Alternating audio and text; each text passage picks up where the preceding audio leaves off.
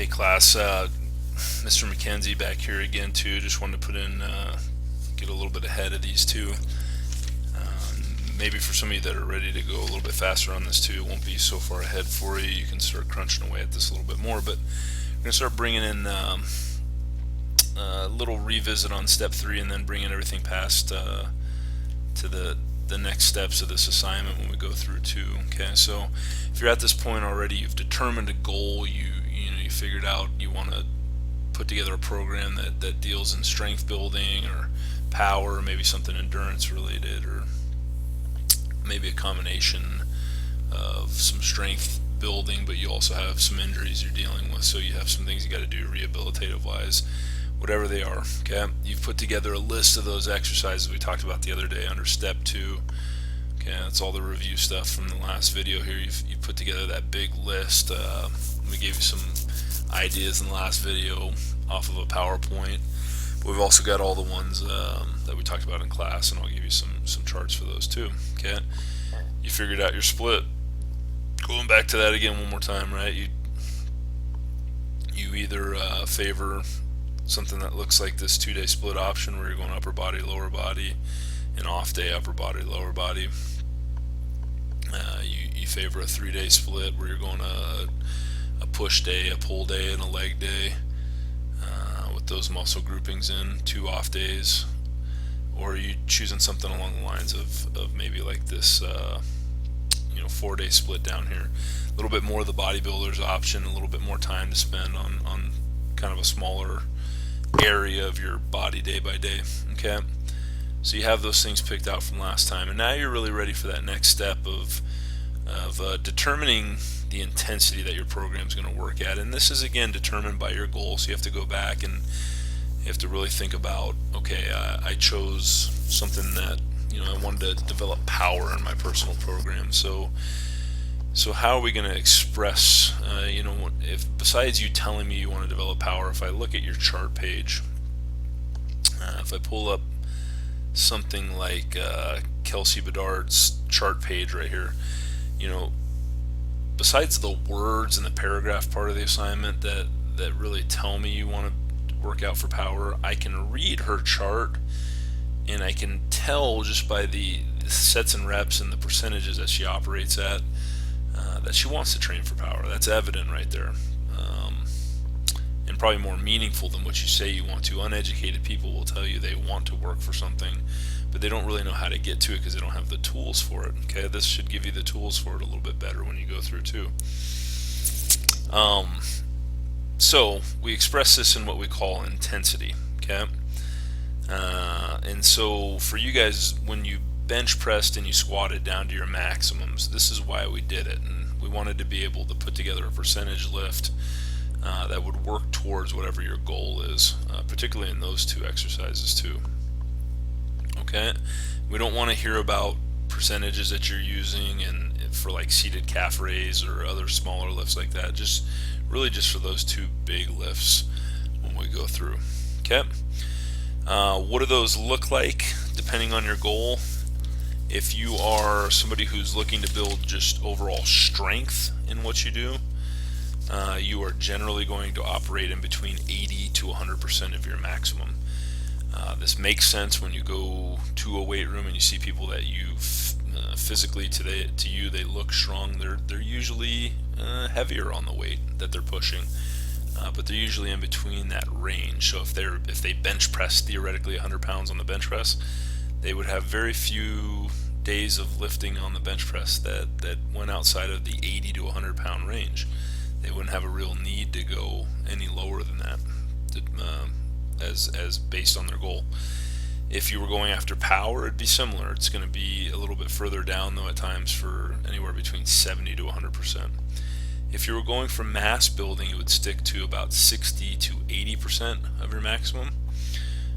These are, when you think of mass building, a lot of times you can think of almost like bodybuilders, people that have spent a little bit more time in the gym, and they're not necessarily going after the bigger numbers. They want to keep it just a tiny bit lower and elevate the reps a bit, just to feel a burn on every muscle grouping when they go through, because they're really trying to see the cuts and the striations in all their muscles. They're not as concerned all the time with with putting up the bigger numbers per se and having the strength part of it when we go through too. Okay, maybe you decide you want to choose the endurance option. That's the option. You have a goal that's more towards that. Their intensities are usually going to range anywhere from 40 to 60%. So that's crazy when you think about that in comparison to those power groups and those strength groups. But somebody who's trying to train for endurance, 40 to 60%, and that makes sense, right? We say in endurance, one concept we know is low weight, high amounts of reps. So again, this goes back to your goal. I don't necessarily know, as long as you have a general idea of what each of those categories means, it's not like you're going to get to the percentages and go, oh my God, that's not what I wanted, and go back. But this gives you a decent idea of where you're going to be living weight-wise, depending on what you choose. Whether you're going to be working out a little heavier or a little lighter for longer reps, or whatever it is for you when you go through. Okay. This idea of determining intensity too is not just for your weightlifting. If you have an off day, say you are the type of person who really enjoyed the look of the middle option here, the 3-day split, because you like these 2 off days that are plopped right in the middle of your week there, in the Tuesday and the Thursday. You want to ride the cardio machines, you want to be able to do some jump rope or some stretching or do whatever it is. Well, one of the aspects of the assignment I want to see too is, if you're going to do a cardio day, tell me about what that's going to look like also. Are you going to get onto a treadmill and just do a 10-minute run where you're sprinting as hard as you can when you go through it?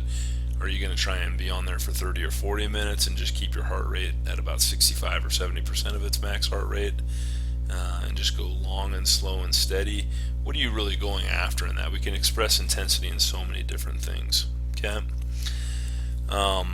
As far as what this looks like in somebody's assignment here, I'd have to show you this in class here a little bit. I'll bring a couple of work samples into the school so you guys can see it here too. But Kelsey does a pretty good job up here of outlining the percentages she'd do these lifts at. And then she also, knowing her, she had probably a section, see here it is right here. She had a section that was labeled intensity, and within that section she probably does a pretty good job. Here, I'll read it off of my copy I have on me right here. She says, because I'm doing power, it is recommended that I do about 70% of my max for each lift. So that is what I'm going to do. Okay, I'm pretty straightforward. She took that right out of the notes and just applied it in there when she went through too. Okay, so that's step 4 behind your goal, your big grouping of exercises, how you want to split them up, and now you're starting to pop a percentage in there. Okay, an intensity for how you want to operate.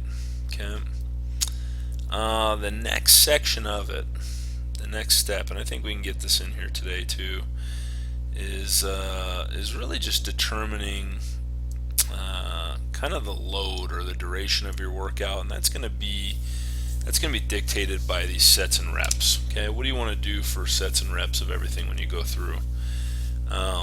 Again, this is going to go back to your goal and what you chose as your goal, and you'll determine the amounts of sets and reps you'll do based on your goal.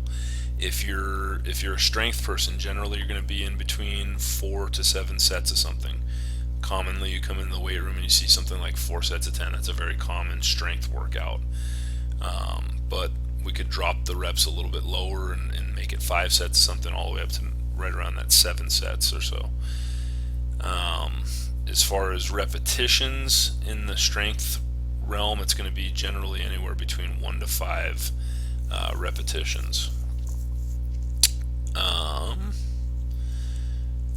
For power, we have it anywhere between 3 to 5 sets, and anywhere between 1 to 5 repetitions each time you hit a set of it. Okay, so again, you see kind of a common theme there. Remember, those were 80 to 100% on strength and 70 to 100% on power, and they're very similar in sets and reps too. Strength 4 to 7 at 1 to 5 reps, power 3 to 5 sets at 1 to 5 reps too.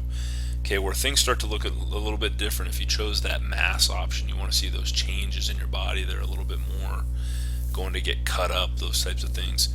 That's a 4 to 8 set option in anywhere between 8 to 15 reps. So now all of a sudden we see that elevation in reps here a little bit. Okay, and then if you chose the endurance route, if that was one that appealed to you, anywhere between 2 to 4 sets, anywhere between 20 to 60 repetitions.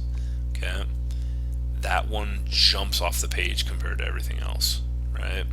But again, we're operating down in that 40 to 60% range of your max. Okay, so getting up there higher in terms of sets and reps when we go through.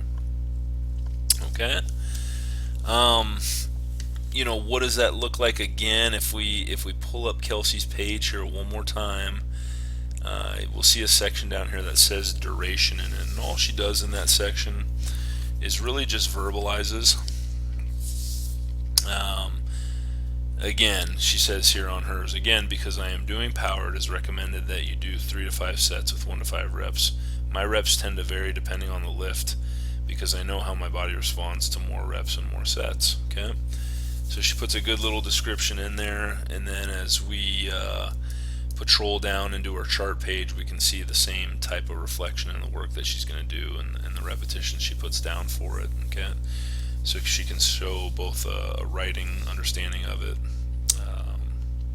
and then a kind of a chart understanding of it too when we go through. Okay, the only other steps that we need to put into this to really finish it up are really making just a mention of rest time and what you want to use for rest time in between things that you go through. And generally, I think I have some pretty formal stuff on it for here. For endurance, they recommend anywhere between 1 to 2 minutes. Mass strength and power, it says anywhere between 2 to 5 or 2 to 6. But generally, when you make some references to this in your paper, all you really need to do is mention this, right? If you're staying a little bit lower along the endurance route, you don't need as much between sets. You can probably take, you know, a minute and a half, and then you can probably get right back to it again. Generally, as you start to get up in those percentages that strength building deals with and power deals with, you know, maybe a set of 5 or 6 upwards of like 80% of what your max would be. That's a set that's going to cripple you for a little bit. So you may need 3-4 minutes to be able to bounce back before you do the next one. So that kind of gives you an idea. As the intensity of your workouts go up and you're getting closer to what you know, the highest you can do, you may need a little bit more time. Okay, and then this last little section here just asks you to make some mentions of this concept of periodization. Okay, in Kelsey's paper, if we bring it up, she I'll give you her exact descriptions of what she puts in it here once we get off her chart. But she makes mentions of rest time. The only time I used my workout is during my rest days. For example, on the elliptical, I'll do it in intervals of 1 minute high, 2 minutes low, minute in between sets.